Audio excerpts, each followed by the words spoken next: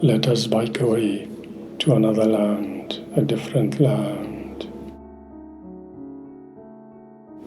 Let us bike to reclaim the ability to dream. Living dreamlessly is very much like falling into a gym where people unstuff themselves of bad poetry. Or let us bike back to the times we didn't have, the worlds we couldn't build, the revolutions we lost, and the losses we forgot. Let us bike away to another land, a different land, where poets don't eat so much shit, where having a state is not necessary. Somehow, if we stop, we fall. We fell and dropped the season. We had sculpted together on the border between dreams.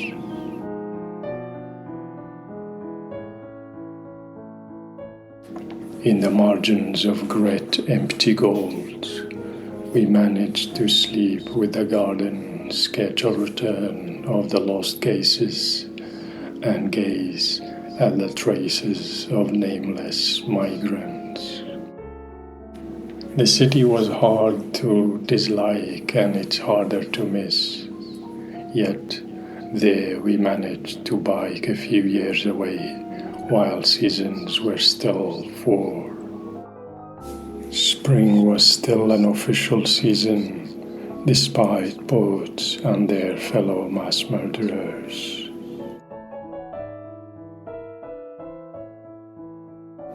I say, let us bike to another land, away from soldiers, teachers, doctors, and other poetically disabled people, where boredom is a legitimate reason for revolution, where every face is worth more than all the flags in history, where poets are taught to farm potatoes, where people can be interesting even after they speak, where we won't need to keep biking to avoid small talk and other fatalities of everydayness. I say, let us bike away before we give existential disappointment a chance to turn us into some sort of inductive asses. As we bike away, I will recite the biography of the river that runs through the unmissable city, and maybe you will tell me the story of the clouds that kept appearing and disappearing as we were busy shopping for another reason to skip another small talk.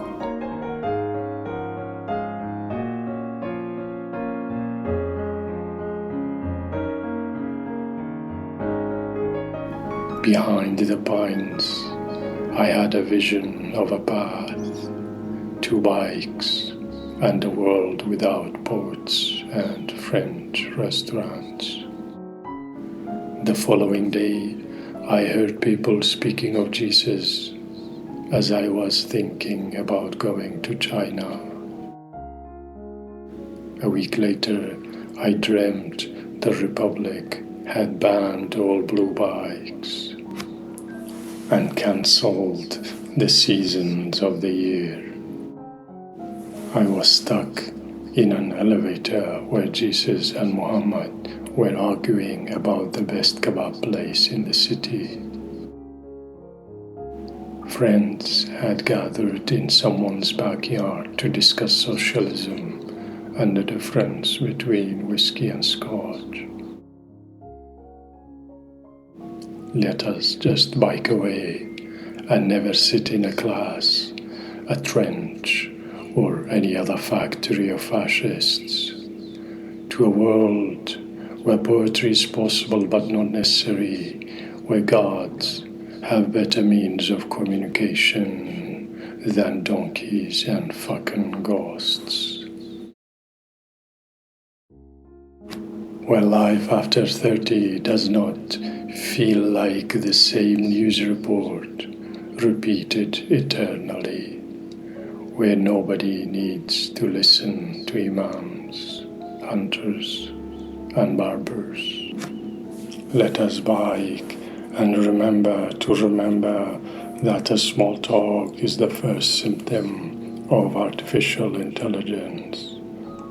Let us bike away from this land where clouds are forced to carry passports, where trees are named after men who wore beaver skin on their heads, where rivers are forced to commit genocide, and authors of sacred books are not required to get a degree in science.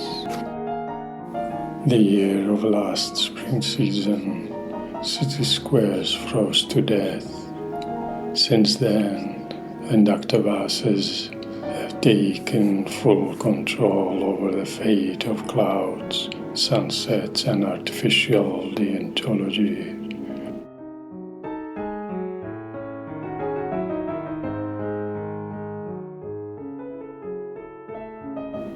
One of us headed to the east in search of the lost season. The other stayed nearby in search of a cafe that might allow another love story.